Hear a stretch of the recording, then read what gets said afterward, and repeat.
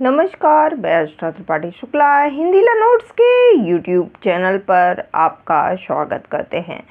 अगर आपके बच्चे भी स्कूल जा रहे हैं तो यह नियम, यह कानून आपके लिए जानना बहुत ही आवश्यक है, क्योंकि आज के समय में बच्चों को अगर स्कूल ना भेजें तो भी बहुत बड़ी प्रॉब्लम है। और अगर हम बच्चों को स्कूल भेजते हैं तो हर दिन पेरेंट्स इस उठापोह में लगा रहता है कि हम बच्चों की सुरक्षा कैसे करें। कभी कभी आप देखते हैं कि बच्चे घर में आते ही चिड़चिड़ाने लगते हैं, उन्हें घर से स्कूल जाने का मन ही नहीं करता है, या फिर कभी क्या होता है कि वो डरते हुए स्कूल जाते हैं और रोते रहते हैं। इसके कई कारण हो सकते हैं। सबसे पहली बात कि पेरेंट्स को अपने बच्चे के आने के तुरंत बाद यह सुनिश्चित कर लेना चाहिए कि स्कूल में उसके साथ कोई प्रॉब्लम तो नहीं हुई, किसी ने उसे परेशान तो नहीं किया, अपना होमवर्क उसने सही से किया।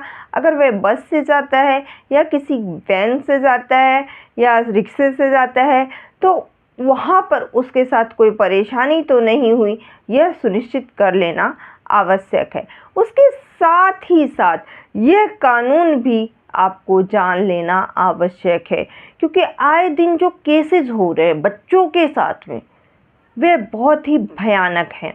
जैसे कि रॉयल इंटरनेशनल का केस था, उसमें 7 साल के बच्चे की जो है हत्या कर दी गई थी। अब बताइए 7 साल का बच्चा क्या समझ में आएगा, उसको क्या जानता है वह 7 साल का बच्चा।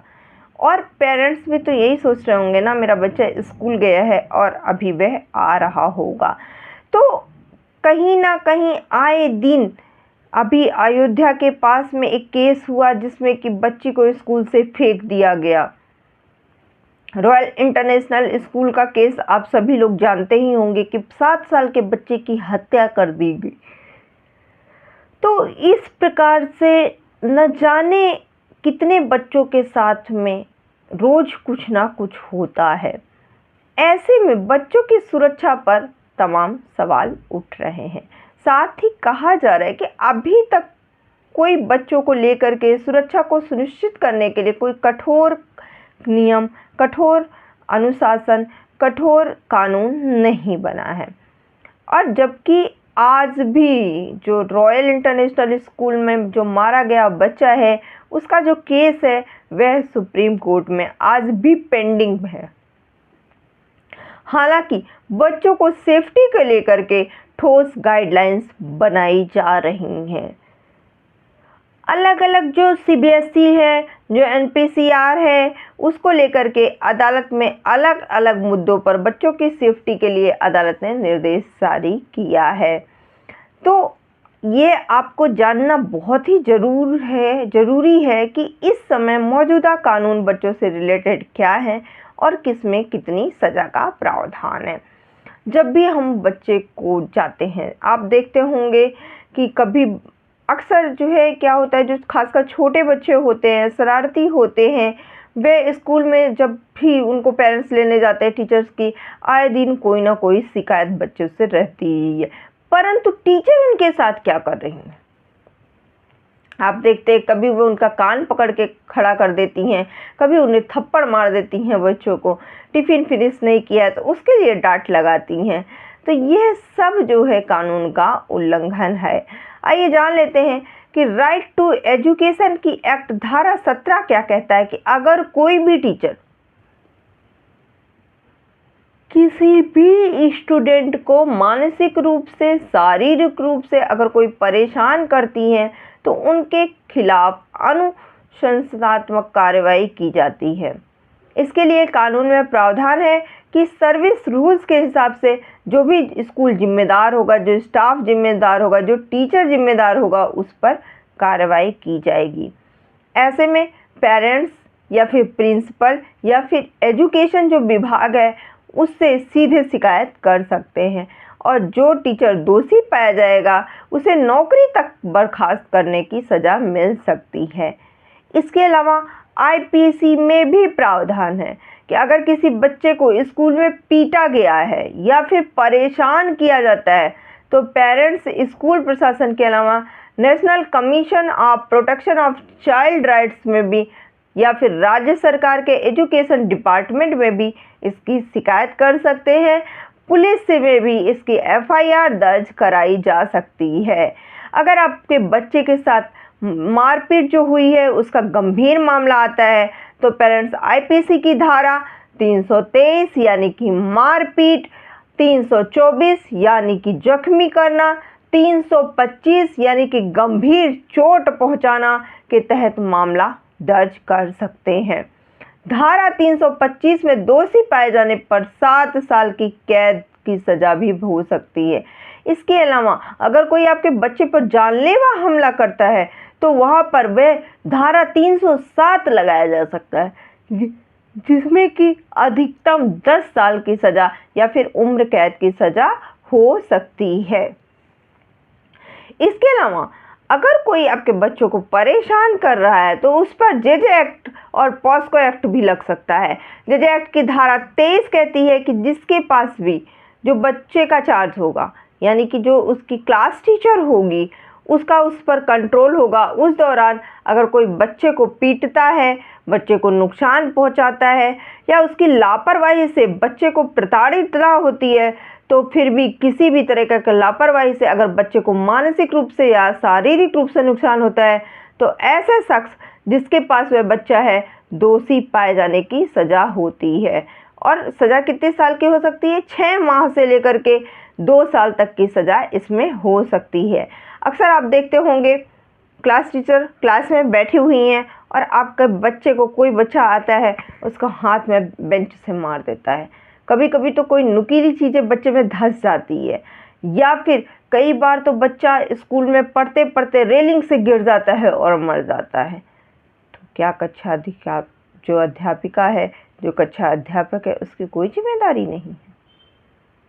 तो ऐसे में ही सज़ा दी गई है कि 6 महीने तक की कैद की सज़ा हो सकती है अगर कोई ऐसा दंडात्मक जो कार्रवाई करते हुए पकड़ा गया है, मारता पीटता पकड़ा गया है या उसके क्लासरूम में ऐसा कुछ हुआ है तो। यानी कि जो भी जिसकी भी ड्यूटी होती है वह बच्चे को प्रोटेक्ट करे और उसको बच्चे को कोई भी नुकसान ना पहुंचाए। 18 साल से जो कम उम्र का बच्चा होता है वह नाबालिग बच्चा कहलाता है। तो इस दौरान बच्चा, चाहे वह लड़का हो चाहे वह लड़की हो, अगर कोई भी बच्चे के साथ किसी भी प्रकार का सेक्सुअल नेचर का अगर अपराध करता है तो उस पर पॉस्को एक्ट के तहत कार्रवाई होगी और जो इसकी सज़ा होगी वह उम्र कैद तक की हो सकती है। उसके अलावा किसी भी तरह की प्रताड़ना, स्कूल में बच्चों के साथ की जाने वाली किसी भी तरीके की प्रताड़ना जो है वह कारपोरल पनिशमेंट माना जाएगा। यानी कि किसी भी तरीके से बच्चों का अगर शोषण किया जाता है तो वो कारपोरल पनिशमेंट माना जाएगा। जैसे कि क्या होता है, बच्चे गलती कर देते हैं ग्रुप में तो टीचर जाती है फटाक से चाटा मार देती हैं। चाटा मारना गलत है, कान खींचना गलत है, बच्चे को खड़ा रखना किसी पोजीशन में वह गलत है, गलत नाम से भी पुकारना बच्चों को, यह भी बच्चों के मानसिक ठेस पहुंचाने वाला हो सकता है, कमेंट हो सकता है। तो ऐसे में भी वह जो है कारपोरल पनिशमेंट की दोषी मानी जाएगी और इसके तहत दोषी के खिलाफ सख्त एक्शन का प्रावधान किया गया है। राइट टू एजुकेशन एक्ट में भी कारपोरल पनिशमेंट का जिक्र किया गया है। यानी कि इन नियमों को लागू करना हर स्कूल की एक जिम्मेदारी है। जैसे कि बच्चे को अनुशासन में रखना है, उसी प्रकार से टीचर्स को भी ये ध्यान में रखना है कि ये आप ही के बच्चे हैं और इनको अच्छे संस्कार देना, इनको अच्छी राह पर ले जाना वह आपकी ही जिम्मेदारी है। SPCR की गाइडलाइंस के अनुसार बच्चों को प्रोटेक्शन के लिए तमाम गाइडलाइंस जारी किया गया है, जिसमें कि आपका NCPR हो गया, यानी कि national commission of child of rights के निर्देश, जो कि देश भर के स्कूलों में कहा गया कि बच्चों की सुरक्षा को सुनिश्चित करने के लिए आप कठिन जो कदम उठाएं।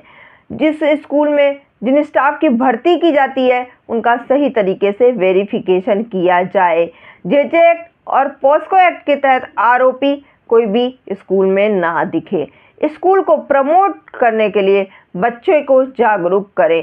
सीबीएसई ने तो यहाँ तक गाइडलाइन जारी कर दिया है कि किसी भी तरीके से अगर इसका उल्लंघन होता है तो स्कूल की मान्यता तक रद्द हो सकती है। यानी कि ये सरकारी स्कूल और प्राइवेट स्कूल दोनों पे यह नियम लागू होंगे। अगर आपके बच्चे के साथ भी ऐसा कुछ हो रहा है तो चुप मत रहिए, इन गाइडलाइंस का पालन कीजिए और पालन कराइए। सुप्रीम कोर्ट ने भी सेफ्टी गाइडलाइन बच्चों के लिए जारी की है, जिसमें कहा है कि आग या फिर अन्य आपदा के कारण बच्चों के मौत के मुंह से बचाने के लिए या फिर उन्हें घायल होने से बचाने के लिए तमाम कदम उठाने की ज़रूरत है। स्कूल सेफ्टी पॉलिसी 3 स्तरीय लागू किया जाएगा, एनडीएमए स्टेट लेवल पे और एसडीएमए यानी कि जिला लेवल पे और डीडीएमए यानी कि जिला आपदा प्रबंधन अथॉरिटी भी होगा। इसमें chief medical officer SP members होंगे और ये जो कमिटी है वह स्कूल सेफ्टी पॉलिसी लागू कराएगी और साथ ही साथ उसको देखेगी भी, मॉनिटर भी करेगी। अगर कोई बच्चा स्कूल बस से जा रहा है तो उसके लिए भी गाइडलाइंस दी गई हैं, क्योंकि अभी हाल में केस हुआ था राजधानी दिल्ली में, यमुना में स्कूली बस गिरी थी जिसमें कि 28 स्कूली बच्चों की मौत हो गई थी। इस घटना के बाद सुप्रीम कोर्ट ने उसी साल स्कूली बच्चों के लिए जो है यह गाइडलाइन जारी कर दी कि स्कूल बस चलाने वाले ड्राइवर का अनुभव 5 साल से कम का नहीं होना चाहिए। स्कूली वाहन की जो स्पीड है वह 40 किलोमीटर प्रति घंटा से ज़्यादा नहीं होनी चाहिए। हर वाहन में प्राथमिक उपचार की जो सुविधा है, फर्स्ट एड बॉक्स होना बहुत ही ज़रूरी है। स्कूली बच्चों को जो वाहन ले जा रही है उनकी जो खिड़कियां हैं उन पे ग्रिल होना आवश्यक है और कुल सीटों की क्षमता जितनी होगी उससे 20% ज़्यादा बच्चे तक ले जा सकते हैं। अगर इससे ज़्यादा बच्चे अगर ले जाते हुए पकड़े गए तो फिर उस पर जुर्माना होगी। सुप्रीम कोर्ट ने अनुच्छेद 142 के तहत यह आदेश जो है पारित करती है कि भारत में प्रत्येक अथॉरिटी पर यह बाध्यकारी है और उसे लागू करना अथॉरिटी की जिम्मेदारी है। अगर कोई इसका पालन नहीं करता है तो वह उस पर अवमानना की कार्रवाई किया जा सकता है। यानी कि आप देख रहे हैं कि सुप्रीम कोर्ट ने भी बच्चों की सुरक्षा से संबंधित कई गाइडलाइन जारी की है। इसके अलावा भी हर स्कूल के अपने कुछ नियम और कानून होते हैं बच्चों की सुरक्षा को लेकर के। हर स्कूल कमेटी बनाता है कि अगर बच्चों के साथ कुछ गलत हो रहा है तो उसका निवारण किया जा सके, परंतु आपको एज अ पेरेंट भी सुनिश्चित होना ज़रूरी है कि क्या हमारे बच्चे सेफ है, क्या हमारे बच्चों के स्कूल में जो हो रहा है वह सही है, क्या हमारे बच्चे स्कूल में किस तरह का बर्ताव कर रहे हैं, क्या वे किसी से डर तो नहीं रहे हैं, क्या उनके साथ कुछ गलत तो नहीं हो रहा है। हमें भी अपने बच्चों को अच्छा संस्कार देना चाहिए कि हमारे बच्चे स्कूल में जा कर के अच्छा करें, आगे बढ़ें।